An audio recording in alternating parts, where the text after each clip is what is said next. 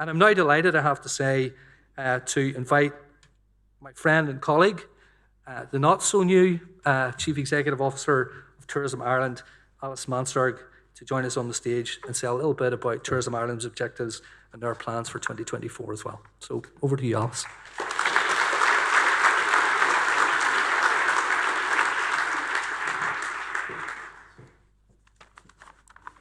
Thank you, John. Hi, everybody. I'm Alice Mansergh, CEO of Tourism Ireland, and I am so honoured to be here with you all at the iconic Titanic Belfast.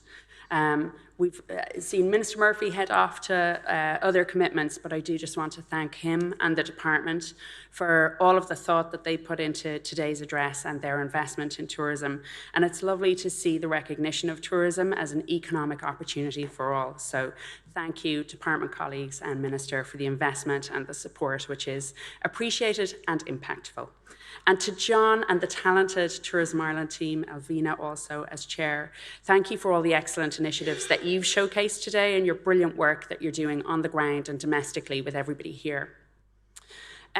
Tourism really is teamwork, so I'm so delighted to see the turnout and to get to work with all of you over the coming years as well, because that's what will build our success for overseas tourism in Northern Ireland. And at Meet the Buyer the other week, I'm sure many of you were there. Can I just say the excitement from our overseas tourism partners was palpable for everything that's going on in Northern Ireland. So huge opportunity ahead, and I might just take 5 minutes to talk about how we access that overseas opportunity together. At Tourism Ireland, our role is to promote the island of Ireland overseas and Northern Ireland within that, helping Northern Ireland reach its full potential. And casting our minds back, Tourism Ireland was set up in the wake of the Good Friday Agreement, and I think there was really a consumer insight at the heart of it, which was if you're hundreds or even thousands of miles away and you're planning your holiday, you're probably thinking more about all there is to see and do and less about exactly where the border lies. So in order to do right by all the communities across this island and in Northern Ireland, that's where we come in, trying to showcase seamlessly everything that's on offer for overseas visitors. We're aiming at 6.5% year-over-year revenue growth for Northern Ireland from overseas tourism this year and each year on average out to 2030. And that's actually ahead of our goal of 5.6% year-over-year revenue growth for the island overall. And the reason the number is higher is simply a recognition of the strong upward potential here in Northern Ireland. Our vision is to increase the value of overseas tourism, sustainably supporting economies, communities, and the environment. Between domestic and overseas tourism, tourism as an industry supports over 300,000 jobs across the island, over 65,000 here in Northern Ireland, and 70% of those jobs here are outside of Belfast. So one of the things that I love about the tourism industry is it really supports significant rural entrepreneurialism. So if we talk now about how we inspire visitors at Tourism Ireland, there we go. We tie all of our marketing spend to highly quantifiable goals around increasing awareness, consideration, and research to ladder up to visitors booking that trip with you, our industry partners. And we aim to then turn visitors into fans and advocates, growing our loyal social media following to over 7 million this year, which means we've a direct means of talking to people day in, day out about all that's available across Northern Ireland and the island. And when folks interact with that content, it then amplifies out to drive awareness with new networks again. Our advertising lead campaign at the moment across TV, cinema, out-of-home and digital is called Fill Your Heart with Ireland, and it proudly features Sharon Horgan and the Emmy award-winning Derry Girls.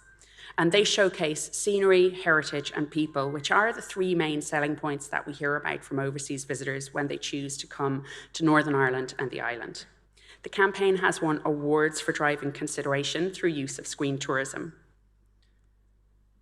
If we think now about quality jobs, which has been a great topic today, and industry growth, I think seasonal spread becomes very important.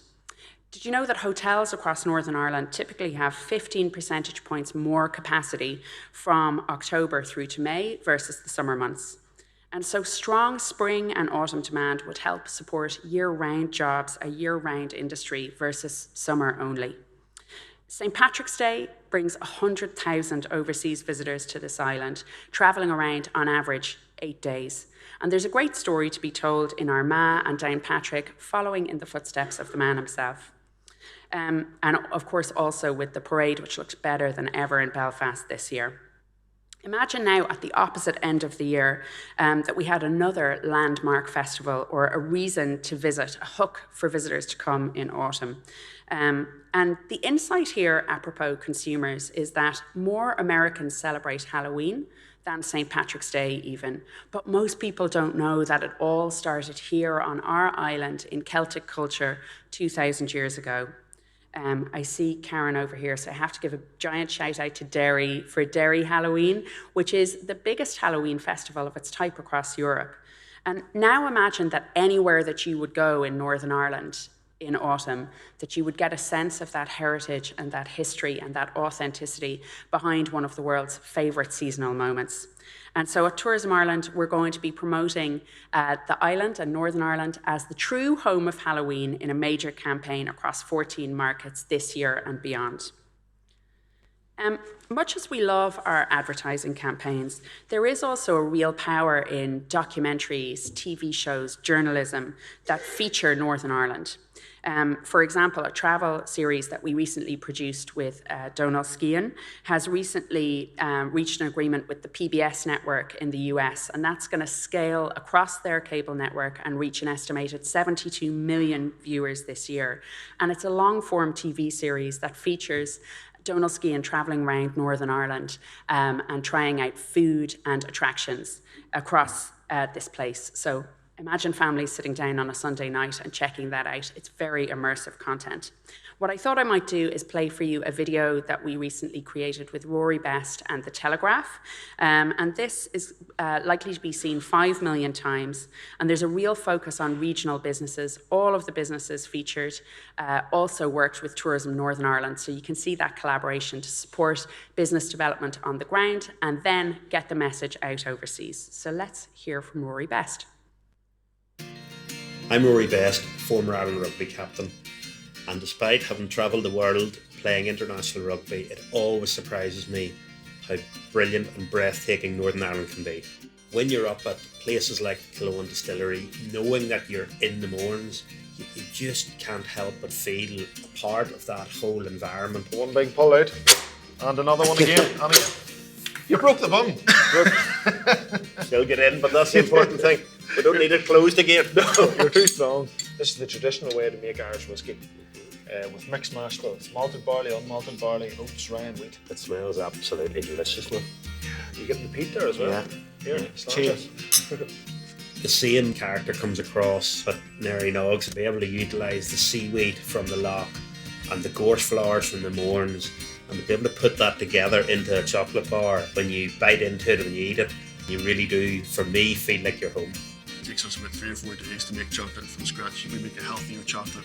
It's got more flavour to it, more body, and more personality as well. Don't be scared to give it a wee bit of elbow grease to bring it all together. Yeah. Right?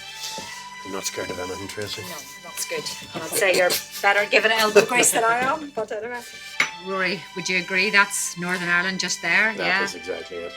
The brilliant thing about coming here is that there will always be a friendly face wanting to share that experience with you.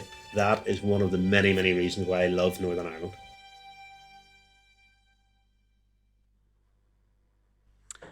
All right, so telling the story of all that Northern Ireland offers to overseas visitors is vital and a very proud mission. But we at Tourism Ireland are really cognizant that we don't fly the plane, we don't man hotel front desk, we don't lead the tours. It's all of you in the industry alongside our overseas tour operator partners who do that, who seal the deal, who make it real for visitors, who make it a true lived experience. So our partnerships with you all matter deeply. And the chart that you see, first of all, shows the recovery of air access post-COVID. And the good news is we're now over and above 2019 levels for Northern Ireland and the island overall. And we collaborate deeply with air and sea carriers on cooperative marketing in order to bring visitors in. We particularly prioritise where we can expand routes that would come straight into Northern Ireland and the regions. We'll be at 105% of 2023 access for the island this year. And so that's good news because we are an island and you still need to fly, sail, or swim in order to get here. And I think people prefer the first two options there. Nobody sells experiences like you all do in this room. And so we also love to create platforms where we can put you directly in touch with the overseas tour operators and trade who can bring visitors at scale from overseas. We flew in the overseas operators for Tourism Northern Ireland's Meet the Buyer, and we also host overseas events that local businesses who are ready to scale can come and attend with us. Remembering that we've got 14 teams around different markets across the world, so we can really set up those presences at places like ITB or World Travel Market. We'll be making connections between 250 distinct Northern Ireland businesses and those overseas tour operators through the course of this year, facilitating thousands of important commercial meetings. And I will just end with the thought that alongside all the ways that tourism sustains economies and communities, there's a further sustainability brief, and that is sustaining the environment.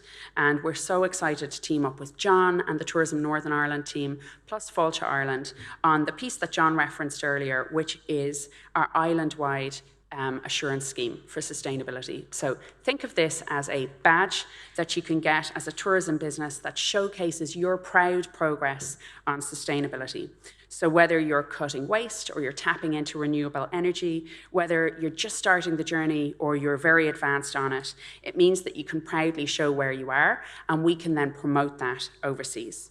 And fun fact for you, one of the most visited pages on Ireland.com for overseas visitors is how to get around the island without a car. And I think that is just a nugget that shows you sustainable travel is here to stay, both because it matters for the environment and because increasingly it's going to be a topic of interest for our visitors as well. So thank you, everybody, for all that you do. I'm so excited for us all to work together and shape the future of tourism for Northern Ireland. So enormous gratitude to everybody. Thank you.